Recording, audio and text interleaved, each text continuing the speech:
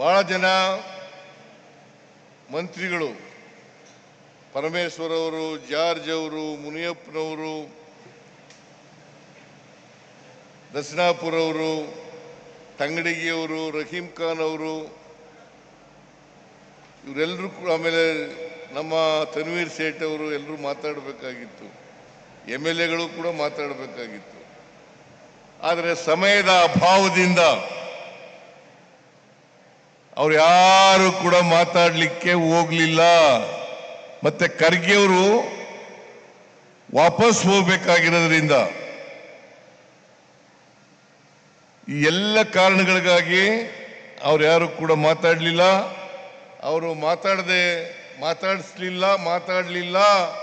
ಮಾತಾಡಿಸ್ಲಿಲ್ಲ ಅಂತೇಳಿ ಯಾರು ತಪ್ಪು ತಿಳ್ಕೋಬಾರದು ಅಂತೇಳಿ ಅವರಲ್ಲಿ ಮನವಿಯನ್ನು ಮಾಡಲಿಕ್ಕೆ ಬಯಸ್ತಾ ಇದ್ದೇನೆ. ಇವತ್ತು ಮೈಸೂರು ಜಿಲ್ಲೆಯಲ್ಲಿ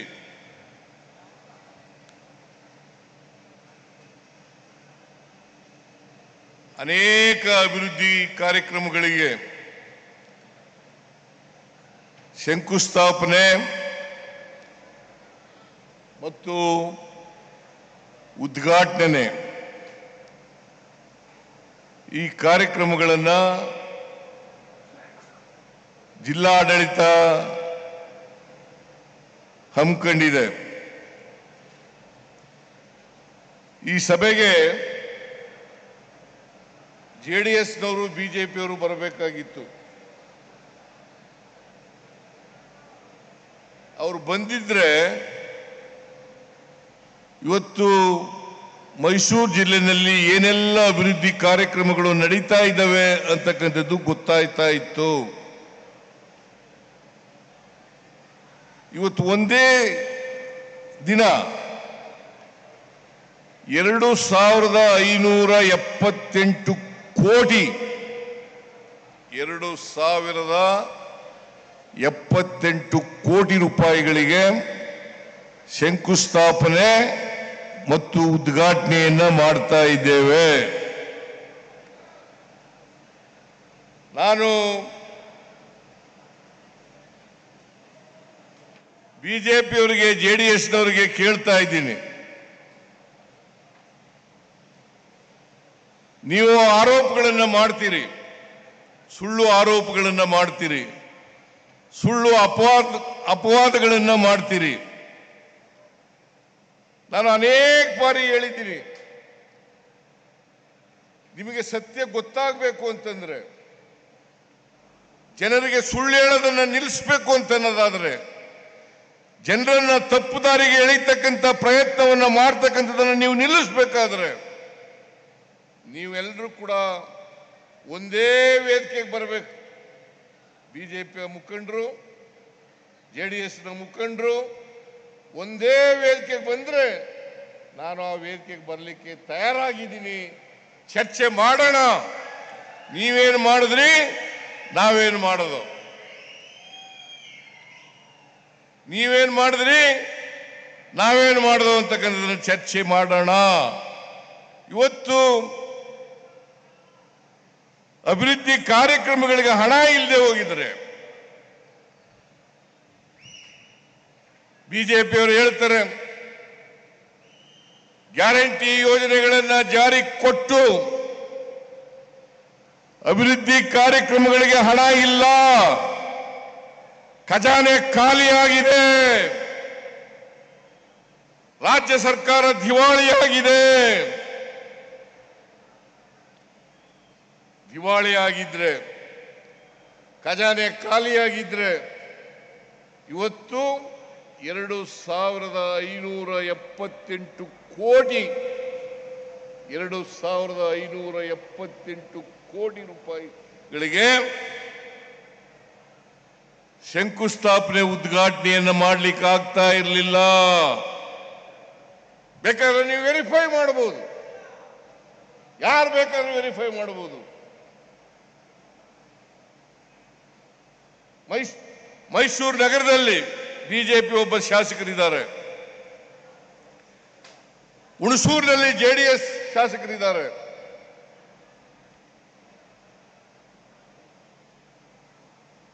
ಬಂದು ನೋಡ್ಲಿ. ಚಾಮುಂಡೇಶ್ವರಿನಲ್ಲಿ JDS ಶಾಸಕರಿದ್ದಾರೆ, ಬಂದು ನೋಡ್ಲಿ. ಎಲ್ಲ ಅಭಿವೃದ್ಧಿ ಕಾರ್ಯಕ್ರಮಗಳನ್ನು ಮಾಡ್ತಾ ಇದ್ದೀವಾ ಇಲ್ವಾ? ಇದು ಸರ್ಕಾರಿ ಕಾರ್ಯಕ್ರಮ. ಜನರಿಗೆ ಸುಳ್ಳು ಹೇಳಲಿಕ್ಕೆ ಸಾಧ್ಯ. ಕೂತ್ಕೊಳ್ರಿ, ಅವ್ರು ಯಾರವ್ರು? ಕೂತ್ಕೊಳ್ಳಯ್ಯ.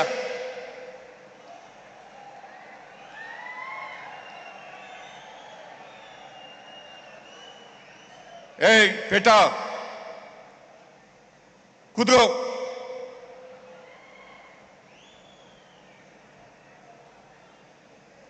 ಇಪ್ಪತ್ತು 25 ನಿಮಿಷ ಕೂತ್ಕೊಳ್ಳಿ. ನೀವೆಲ್ಲ ಇಷ್ಟೊಂದು ಖರ್ಚು ಮಾಡಿ, ಜಿಲ್ಲಾ ಆಡಳಿತದವರು ಖರ್ಚು ಮಾಡಿ ಇಷ್ಟೊಂದು 2578 ಕೋಟಿ ರೂಪಾಯಿಗಳನ್ನ ಹೆಚ್ಚಾಗಿ ಮೈಸೂರು ನಗರದಲ್ಲಿ ಖರ್ಚು ಮಾಡಿ ನಿಮಗೋಸ್ಕರ ಈ ಕಾರ್ಯಕ್ರಮವನ್ನು ಹಮ್ಮಿಕೊಂಡಿರ್ತಕ್ಕಂಥದ್ದು. ನಿಮ್ಮ ಮುಂದೆ ಇಡಬೇಕು, ನಿಮ್ಮ ಮುಂದೆ ಇಡಬೇಕು. ನಮ್ಮ ಸರ್ಕಾರ ಅಧಿಕಾರಕ್ಕೆ ಬಂದು 2 ವರ್ಷ 1 ತಿಂಗಳಾಯ್ತು. ಈ 2 ವರ್ಷದಲ್ಲಿ ನಾವೇನೇನು ಮಾಡಿದ್ದೀವಿ ಅನ್ನೋದನ್ನ ಜನರ ಮುಂದೆ ಇಡಬೇಕು, ಜನ ಅರ್ಥ ಮಾಡ್ಕೋಬೇಕು. ಅದಕ್ಕೋಸ್ಕರವಾಗಿ ಈ ಕಾರ್ಯಕ್ರಮವನ್ನು ಮಾಡಿರ್ತಕ್ಕಂಥದ್ದು. ಭಾರತೀಯ ಜನತಾ ಪಕ್ಷದವರು, JDSನವರು ಹೇಳ್ತಾರೆ, ಸಿದ್ದರಾಮಯ್ಯನವರ ಶಕ್ತಿ ಪ್ರದರ್ಶನ. ಸಿದ್ದರಾಮಯ್ಯನವರ ಶಕ್ತಿ ಪ್ರದರ್ಶನವನ್ನು ಮಾಡಲಿಕ್ಕೋಸ್ಕರ ಈ ಕಾರ್ಯಕ್ರಮವನ್ನು ಮಾಡಿದ್ದಾರೆ. ಇದು ಶಕ್ತಿ ಪ್ರದರ್ಶನವಲ್ಲ, ಅಭಿವೃದ್ಧಿಯ ಶಕ್ತಿಯನ್ನು ನಿಮ್ಮ ಮುಂದೆ ಇಡ್ಲಿಕ್ಕೋಸ್ಕರವಾಗಿ ನಾವು ಮಾಡಿರ್ತಕ್ಕಂಥ ಕಾರ್ಯಕ್ರಮ ಅಂತಕ್ಕಂಥದ್ದನ್ನು ಹೇಳಲಿಕ್ಕೆ ಬಯಸ್ತಾ ಇದ್ದೇನೆ.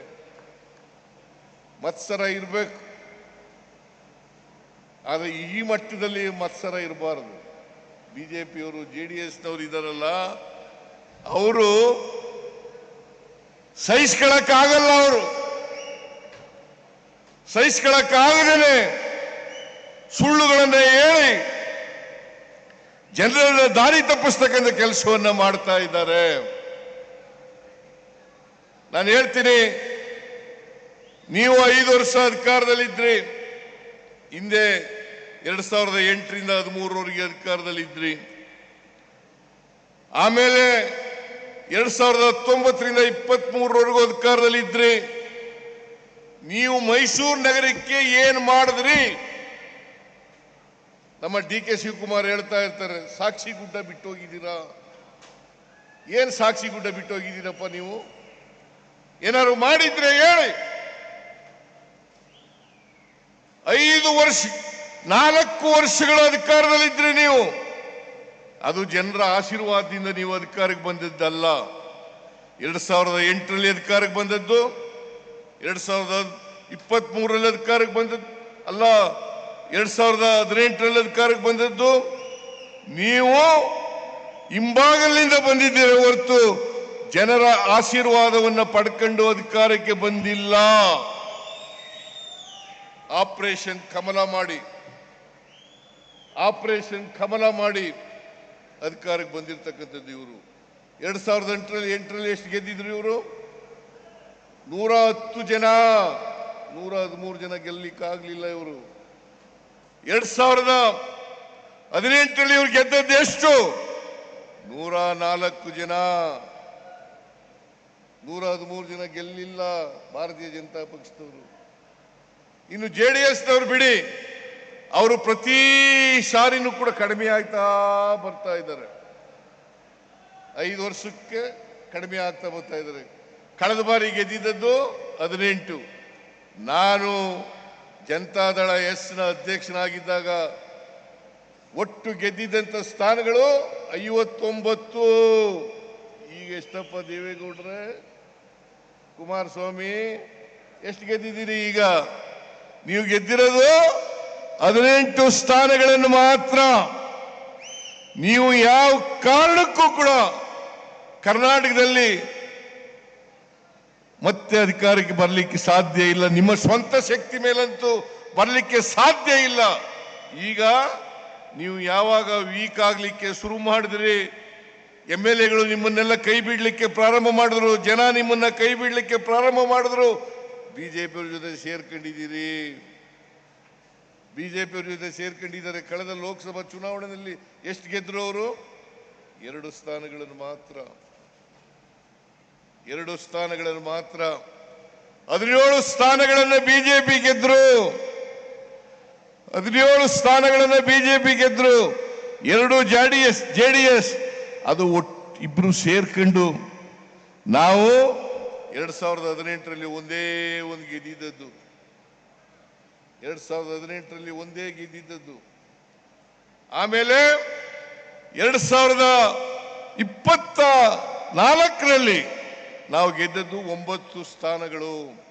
1ನೇ ಸ್ಥಾನ 1ರಿಂದ 9 ಸ್ಥಾನಗಳಿಗೆ ಹೋದನು. ಇವರು ಕಡಿಮೆ ಆದರು. ನೀವು ಈ ರಾಜ್ಯದಲ್ಲಿ ಜನಪ್ರಿಯತೆಯನ್ನು ಉಳಿಸ್ಕೊಂಡಿದ್ದೀರಾ, ಜನರ ಅಭಿಮಾನವನ್ನು ಉಳಿಸ್ಕೊಂಡಿದ್ದೀರಾ, ಜನರ ಪ್ರೀತಿಯನ್ನು ಉಳಿಸ್ಕೊಂಡಿದ್ದೀರಾ? ಇಲ್ಲ. ಇದನ್ನ ಅರ್ಥ ಮಾಡ್ಕೋಬೇಕಾಗ್ತದೆ. ಇವರು ಯಾವತ್ತೂ ಕೂಡ ಕರ್ನಾಟಕದ ಪರವಾಗಿ ಇರ್ತಕ್ಕಂಥ ಜನ ಅಲ್ಲ, ಬಡವರ ಪರವಾಗಿರ್ತಕ್ಕಂಥ ಜನ ಅಲ್ಲ, ದಲಿತರ ಪರವಾಗಿರ್ತಕ್ಕಂಥ ಜನ ಅಲ್ಲ, ಹಿಂದುಳಿದವರ ಪರವಾಗಿರ್ತಕ್ಕಂಥ ಜನ ಅಲ್ಲ, ಅಲ್ಪಸಂಖ್ಯಾತರ ಪರವಾಗಿರ್ತಕ್ಕಂಥ ಜನ ಅಲ್ಲ ಅಂತಕ್ಕಂಥದ್ದನ್ನ ಸಾಬೀತು ಮಾಡಿದ್ದೀರಿ. ನೀವು ಯಾವಾಗಲೂ ಕೂಡ ಸಾಮಾಜಿಕ ನ್ಯಾಯಕ್ಕೆ ವಿರೋಧ, ಕರ್ನಾಟಕದ ಅಭಿವೃದ್ಧಿಗೆ ವಿರೋಧ, ಜಾತ್ಯತೀತ ತತ್ವಕ್ಕೆ ವಿರೋಧ. ನಾನು ಕೇಳ್ತೀನಿ, ನೀವು ಇಷ್ಟೊಂದು ಜನ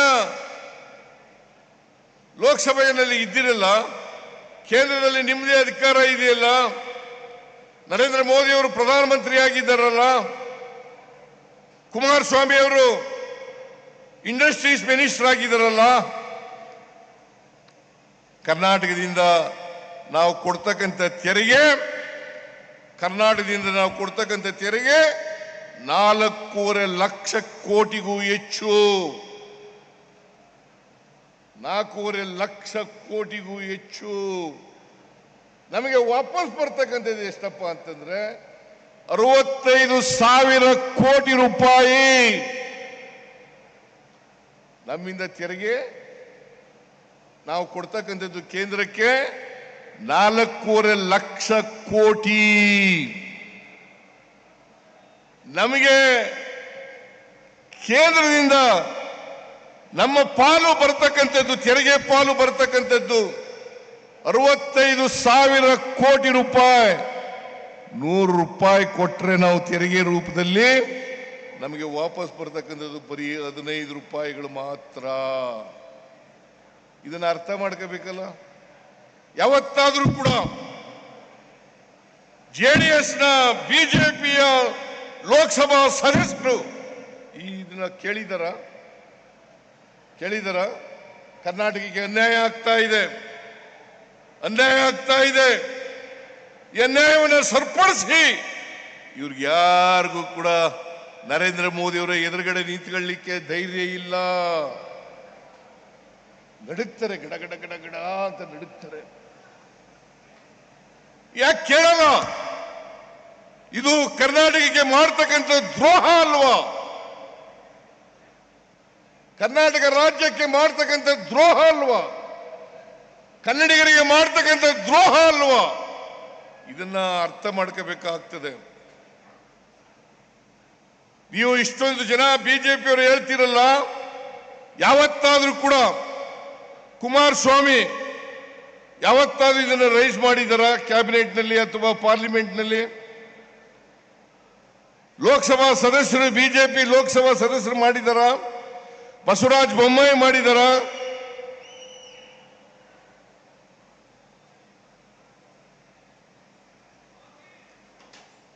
ಜೋಶಿ ಮಾಡಿದಾರ?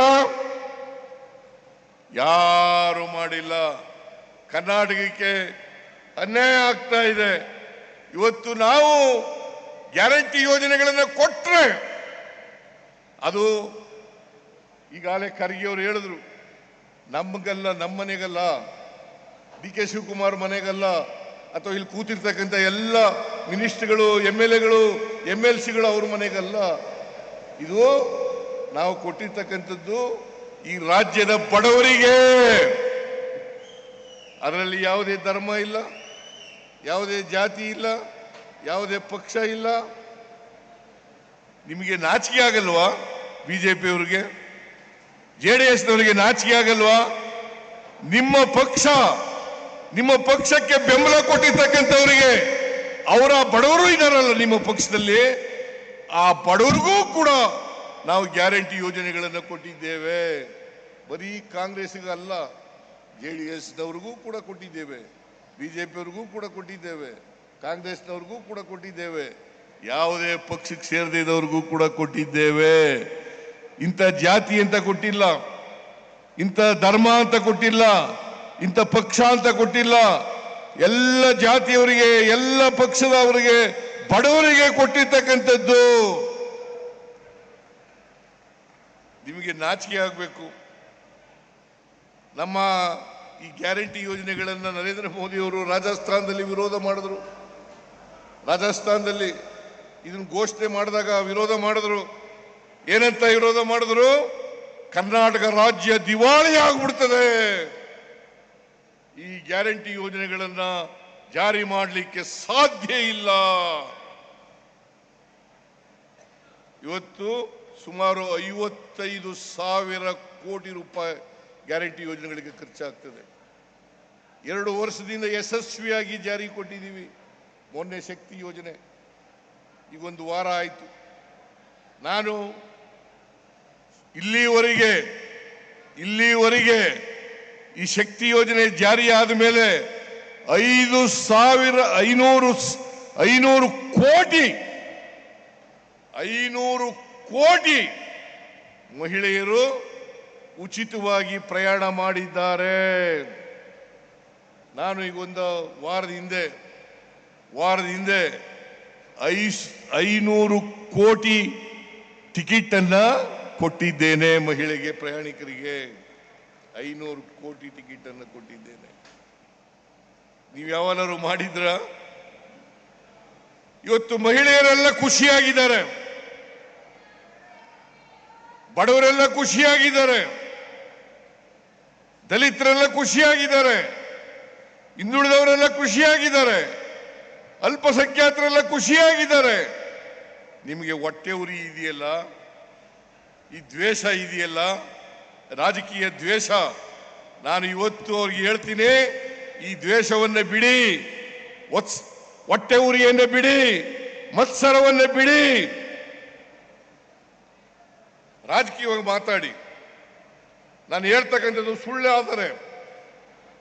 ಸುಳ್ಳಾದರೆ ಪ್ರಶ್ನೆ ಮಾಡ್ತಕ್ಕಂಥ ಹಕ್ಕಿದೆ ನಿಮಗೆ. ಅಸೆಂಬ್ಲಿನಲ್ಲಿ ಹೇಳಿದ್ದೀನಿ, ಹೊರಗಡೆ ಹೇಳಿದ್ದೀನಿ, ಎಲ್ಲ ಕಡೆಗಳಲ್ಲಿ ಹೇಳ್ತಾ ಇದ್ದೀನಿ. ನೀವು ಇದ್ರೆ ಪ್ರಶ್ನೆ ಮಾಡಬೇಕು. ದಾಖಲಾತಿಗಳ ಮೂಲಕ ಸಿದ್ದರಾಮಯ್ಯ ಹೇಳೋದು ಸರಿ ಇಲ್ಲ ಅಂತಕ್ಕಂಥ ಈ ಮಾತನ್ನ ಹೇಳಬೇಕಾಗ್ತದೆ. ಈ ದೇಶದಲ್ಲಿ ಅಸಮಾನತೆ ನಿರ್ಮೂಲನೆ ಆಗಬೇಕಲ್ಲ. ಬಡವ ಬಲ್ಲಿದ ಸುಮಾರು 90% ಜನ ಶೂದ್ರ ವರ್ಗದವರು ಇರ್ತಕ್ಕಂಥದ್ದು, 10% ಜನ ಮಾತ್ರ ಮೇಲ್ವರ್ಗದವರು ಇರ್ತಕ್ಕಂಥದ್ದು, ಶ್ರೀಮಂತರು ಇರ್ತಕ್ಕಂಥದ್ದು. ಈ 90% ಜನ ರಾಜಕೀಯ ಮೇಲಕ್ಕೆ ಬರಬೇಕಾ ಬೇಡ? ಅವರು ಸಾಮಾಜಿಕವಾಗಿ, ಆರ್ಥಿಕವಾಗಿ ಅವರಿಗೆ ಶಕ್ತಿ ತುಂಬಬೇಕಾ ಬೇಡ?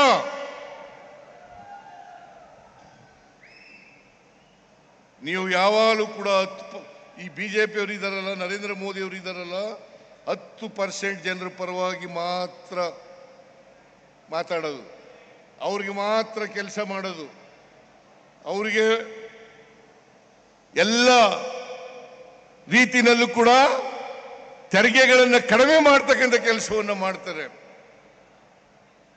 ಆದರೆ ಕಾಂಗ್ರೆಸ್ ಪಕ್ಷ ಯಾವತ್ತೂ ಕೂಡ ಬಡವರಿಗೆ, ದಲಿತರಿಗೆ, ಹಿಂದುಳಿದವರಿಗೆ, ಅಲ್ಪಸಂಖ್ಯಾತರಿಗೆ ಇವರೆಲ್ಲರೂ ಕೂಡ ಮುಖ್ಯವಾಹಿನಿಗೆ ತರಬೇಕು ಅಂತ ಪ್ರಯತ್ನವನ್ನ ಮಾಡ್ತೀವಿ. ಯಾಕೆಂದರೆ ನಾವು ಬಸವಣ್ಣವರಲ್ಲಿ ನಂಬಿಕೆ ಇಟ್ಕೊಂಡಿರ್ತಕ್ಕಂಥವ್ರು, ಬುದ್ಧನ ತತ್ವದಲ್ಲಿ ನಂಬಿಕೆ ಇಟ್ಕೊಂಡಿರ್ತಕ್ಕಂಥವ್ರು, ಅಂಬೇಡ್ಕರ್ ಅವರ ತತ್ವದಲ್ಲಿ ನಂಬಿಕೆ ಇಟ್ಕೊಂಡಿರ್ತಕ್ಕಂಥವ್ರು, ನಾವು ಗಾಂಧಿ ತತ್ವದಲ್ಲಿ ನಂಬಿಕೆ ಇಟ್ಕೊಂಡಿರ್ತಕ್ಕಂಥವ್ರು. ಸರ್ವರಿಗೂ ಸಮಪಾಲು, ಸರ್ವರಿಗೂ ಸಮಪಾಲು, ಸರ್ವರಿಗೂ ಸಮಬಾಳು, ಇದು ಆಗಬೇಕು. ಇಲ್ಲದೆ ಹೋದ್ರೆ ಬಾಬಾ ಸಾಹೇಬ್ ಅಂಬೇಡ್ಕರ್ ಅವರು ಹೇಳಿದ್ರು, ಈ ದೇಶಕ್ಕೆ ಸ್ವಾತಂತ್ರ್ಯ ಬಂದು ಅದು ಯಶಸ್ವಿ ಆಗಬೇಕಾದ್ರೆ ಎಲ್ಲರೂ ಕೂಡ ಆರ್ಥಿಕವಾಗಿ ಸಾಮಾಜಿಕವಾಗಿ ಸಬಲತೆಯನ್ನ ಕಾಣ್ತಕ್ಕಂಥದ್ದೇ ಸ್ವಾತಂತ್ರ್ಯ ಬಂದದಕ್ಕೆ ಸಾರ್ಥಕ ಅಂತಕ್ಕಂಥ ಮಾತುಗಳನ್ನು ಹೇಳಿದರು. ಕಾನ್ಸ್ಟಿಟ್ಯೂಯೆಂಟ್ ಅಸೆಂಬ್ಲಿನಲ್ಲಿ ಹೇಳಿದ್ರು. 1949 ನವೆಂಬರ್ 25ನೇ ತಾರೀಕು ಒಂದು ಮಾತನ್ನ ನನಗೆ ಇವತ್ತು ಕೂಡ ಜ್ಞಾಪಕ ಇದೆ. ಒಂದು ಮಾತನ್ನ 1949 ನವೆಂಬರ್ 25ನೇ ತಾರೀಕು ಕಾನ್ಸ್ಟಿಟ್ಯೂಯೆಂಟ್ ಅಸೆಂಬ್ಲಿನಲ್ಲಿ ಒಂದು ದಿನ ಮುಂಚಿತವಾಗಿ, ಸಂವಿಧಾನ ಅಂಗೀಕಾರ ಆಗೋದಕ್ಕಿಂತ ಮುಂಚಿತವಾಗಿ ಒಂದು ಮಾತನ್ನ ಹೇಳಿದ್ರು. ಏನಪ್ಪ ಹೇಳಿದ್ರು ಅಂತಂದ್ರೆ, ನಾವು 1950 ಜನವರಿ 26ನೇ ತಾರೀಕಿನಿಂದ ವೈರುಧ್ಯತೆ ಇರ್ತಕ್ಕಂಥ ಸಮಾಜಕ್ಕೆ ಕಾಲಿಡ್ತಾ ಇದ್ದೇವೆ. ವೈರುಧ್ಯತೆ ಇರ್ತಕ್ಕಂಥ ಸಮಾಜಕ್ಕೆ ಕಾಲಿಡ್ತಾ ಇದ್ದೇವೆ. ಆರ್ಥಿಕ ಅಸಮಾನತೆ ಇದೆ, ಸಾಮಾಜಿಕ ಅಸಮಾನತೆ ಇದೆ, ರಾಜಕೀಯ ಅಸಮಾನತೆ ಇದೆ.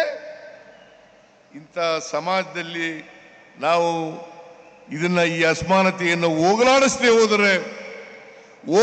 ಹೋದರೆ ಯಾವ ಜನ ನಮಗೆ ಆಶೀರ್ವಾದ ಮಾಡಿದ್ದಾರೆ, ಯಾವ ಜನರಿಂದ ಪ್ರಜಾಪ್ರಭುತ್ವ ಸೌಧವನ್ನು ನಿರ್ಮಾಣ ಮಾಡಿದ್ದೀವಿ, ಅದೇ ಪ್ರಜಾಪ್ರಭುತ್ವ ಸೌಧವನ್ನ ಧ್ವಂಸ ಮಾಡ್ತಾರೆ.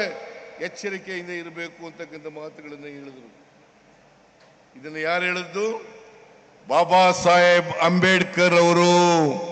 ಈ ದೇಶಕ್ಕೆ ಸಂವಿಧಾನವನ್ನ ಕೊಟ್ಟಿರ್ತಕ್ಕಂಥವರು.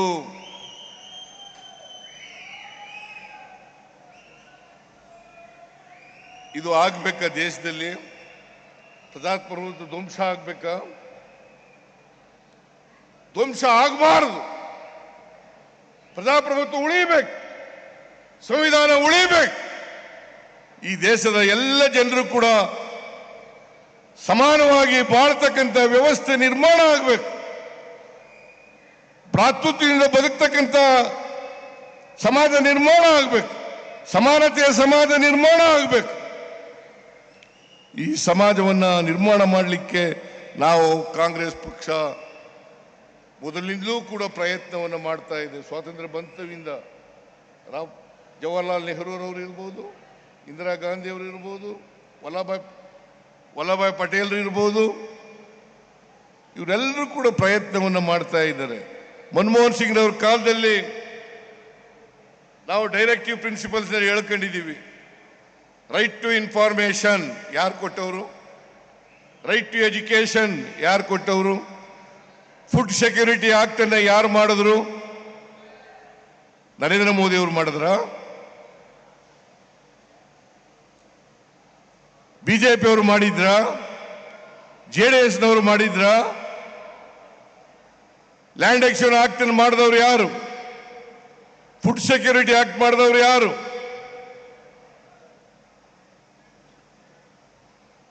ಇದನ್ನೆಲ್ಲ ಅರ್ಥ ಮಾಡ್ಕೋಬೇಕಾಗ್ತದೆ. ಬಿಜೆಪಿಯವರು ಯಾವತ್ತೂ ಕೂಡ ಸಾಮಾಜಿಕ ನ್ಯಾಯದ ಪರವಾಗಿಲ್ಲ. ಯಾವ್ಯಾವಾಗ ಕಾಂಗ್ರೆಸ್ ಸಾಮಾಜಿಕ ನ್ಯಾಯವನ್ನ ಹಿಂದುಳಿದವರಿಗೆ, ದಲಿತರಿಗೆ, ಅಲ್ಪಸಂಖ್ಯಾತರಿಗೆ ಕೊಡ್ತದೆ, ಆವಾಗ ಅಂತ ಸಂದರ್ಭಗಳಲ್ಲೆಲ್ಲ ಕಾಲದಲ್ಲೂ ಕೂಡ ವಿರೋಧ ಮಾಡಿದ್ದಾರೆ. ಕಾಕಾಗಾಲೇಕರ್ ವರದಿಯನ್ನು ವಿರೋಧ ಮಾಡಿದವರು ಯಾರು? ಮಂಡಲ್ ಕಮಿಷನ್ ವರದಿಯನ್ನು ವಿರೋಧ ಮಾಡಿ ಕಮಂಡಲ ಯಾತ್ರೆಯನ್ನು ಮಾಡಿದವರು ಯಾರು? ಹೈಯರ್ ಲರ್ನಿಂಗ್ ಇನ್ಸ್ಟಿಟ್ಯೂಷನ್ಗಳಲ್ಲಿ ಮೀಸಲಾತಿಯನ್ನು ತಂದಾಗ ವಿರೋಧ ಮಾಡಿದವರು ಯಾರು?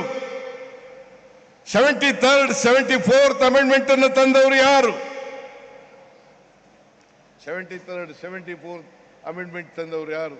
ಅದಕ್ಕೆ ವಿರೋಧ ಮಾಡಿದವರು ಯಾರು?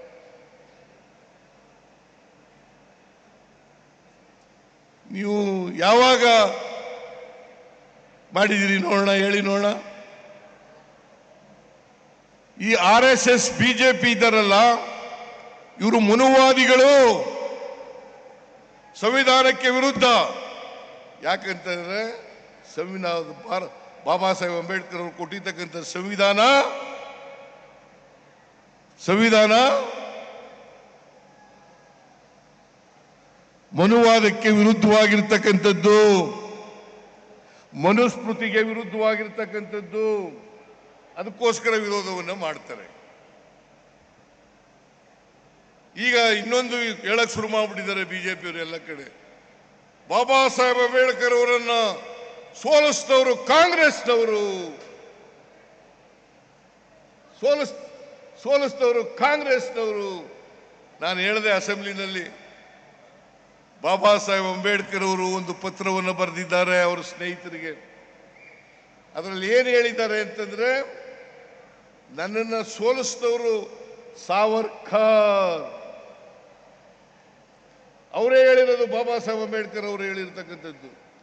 ನನ್ನನ್ನು ಸೋಲಿಸಿದವರು ಸಾವರ್ಕರ್, ಕಮ್ಯುನಿಸ್ಟ್ನ ರಂಗ. ಇದನ್ನ ನೀವೆಲ್ಲ ತಿಳ್ಕೋಬೇಕಾಗ್ತದೆ. ಅದಕ್ಕೆ ಬಾಬಾ ಸಾಹೇಬ್ ಅಂಬೇಡ್ಕರ್ ಅವರು ಹೇಳಿದ್ದಾರೆ, ಯಾರಿಗೆ ಇತಿಹಾಸ ಗೊತ್ತಿಲ್ಲ ಅವ್ರು ಯಾರು ಕೂಡ ಭವಿಷ್ಯವನ್ನು ನಿರ್ಮಾಣ ಮಾಡಲಿಕ್ಕೆ ಸಾಧ್ಯ ಇಲ್ಲ. ಯಾರಿಗೆ ಇತಿಹಾಸ ಗೊತ್ತಿಲ್ಲ ಅವ್ರು ಯಾರು ಕೂಡ ಭವಿಷ್ಯವನ್ನು ನಿರ್ಮಾಣ ಮಾಡಲಿಕ್ಕೆ ಸಾಧ್ಯ ಇಲ್ಲ. ಇತಿಹಾಸ ಗೊತ್ತಿದ್ರೆ ಮಾತ್ರ ಈ ಅಸಮಾನತೆ ನಿರ್ಮಾಣ ಆಗಲಿಕ್ಕೆ ಕಾರಣ ಏನು? ಇದು ಗೊತ್ತಿರಬೇಕು. ಇತಿಹಾಸ ಗೊತ್ತಿದ್ರೆ ಮಾತ್ರ ಈ ಅಸಮಾನತೆ ನಿರ್ಮಾಣ ಆಗ್ಬೇಕಾದ್ರೆ ಕಾರಣ ಏನು? ಈ ಜಾತಿ ವ್ಯವಸ್ಥೆ ಹುಟ್ಟಬೇಕಾದ್ರೆ ಕಾರಣ ಏನು? ವರ್ಗ ವ್ಯವಸ್ಥೆ ಹುಟ್ಟಬೇಕಾದ್ರೆ ಕಾರಣ ಏನು? ಇದಕ್ಕೆ ಪರಿಹಾರ ಹುಡುಕ್ತಕ್ಕಂಥದ್ದೇ ಕಾಂಗ್ರೆಸ್ ಪಕ್ಷ, ನಮ್ಮ ಸಂವಿಧಾನ. ಅದಕ್ಕೋಸ್ಕರ ಸಂವಿಧಾನವನ್ನು ರಕ್ಷಣೆ ಮಾಡಬೇಕು, ಸಂವಿಧಾನವನ್ನು ರಕ್ಷಣೆ ಮಾಡಬೇಕು. ಅದಕ್ಕೆ ಕಾಂಗ್ರೆಸ್ನವರು ನಮ್ಮ ಸ್ಲೋಗನ್ ಏನಪ್ಪಾ ಅಂತಂದ್ರೆ, ಜೈ ಬಾಪು, ಜೈ ಬಾಪು, ಜೈ ಭೀಮ್, ಜೈ ಸಂವಿಧಾನ್. ಜೈ ಬಾಪು, ಜೈ ಭೀಮ್. ಹೆಚ್ಚಿನ ವಿಡಿಯೋಗಳಿಗೆ ಪ್ರತಿಧ್ವನಿ ಯೂಟ್ಯೂಬ್ ಚಾನೆಲ್ ಸಬ್ಸ್ಕ್ರೈಬ್ ಮಾಡಿ, ಬೆಲ್ ಐಕಾನ್ ಕ್ಲಿಕ್ ಮಾಡಿ.